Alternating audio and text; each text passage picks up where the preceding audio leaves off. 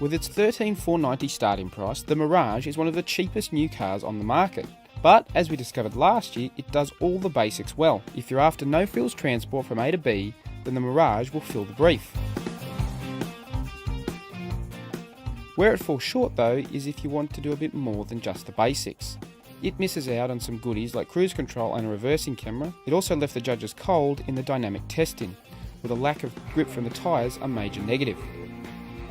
Priced from $17,845, the Honda Jazz VTI made a strong impression on the judges with its spacious cabin and generous level of equipment. The interior was labelled the cleverest in this class, offering almost as much space as a small car internally, but with the city car dimensions externally. It was the only car in this group fitted with a reversing camera as standard. While the driving experience was mostly positive, the judges criticised it for its occasionally harsh ride and underwhelming acceleration from the 1.5 litre engine and CVT gearbox. Mazda's new 2 arrived just in time for this year's Car of the Year testing and impressed judges immediately. Despite a relatively high $18,990 starting price for the Max model, fitted with the 81 kilowatt 1.5 litre Skyactiv engine and 6-speed automatic gearbox, the all-new model ticked the key boxes against the criteria.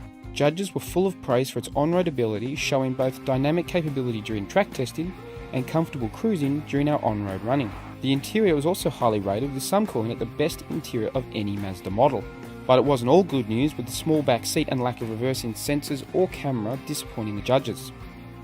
Expectations were high for Volkswagen's new Polo, with the previous model having not only won its class, but also drives overall Car of the Year award. With a starting price of $18,790, this entry-level 66 TSI model is at the higher end of the price range for this segment.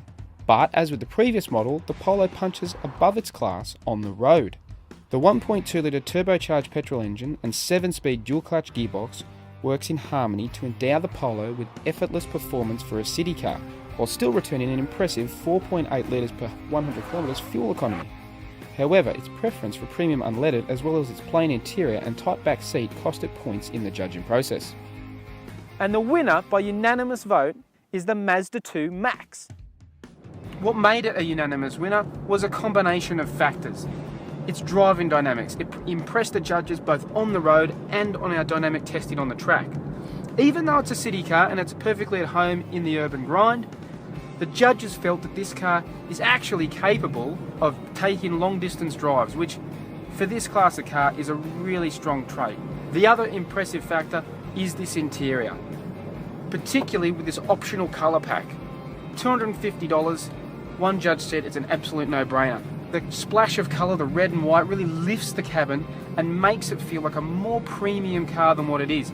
It really belies the car's price, which is competitive.